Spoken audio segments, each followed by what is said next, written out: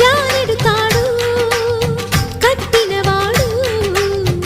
జన్మలు నీ జోడవుతాడు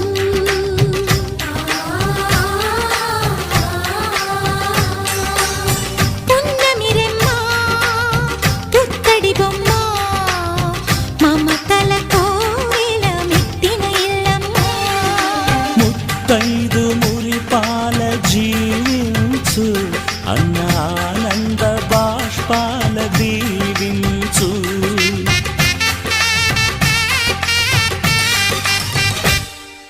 తాజాగా మా ఇంట్లో పెళ్లి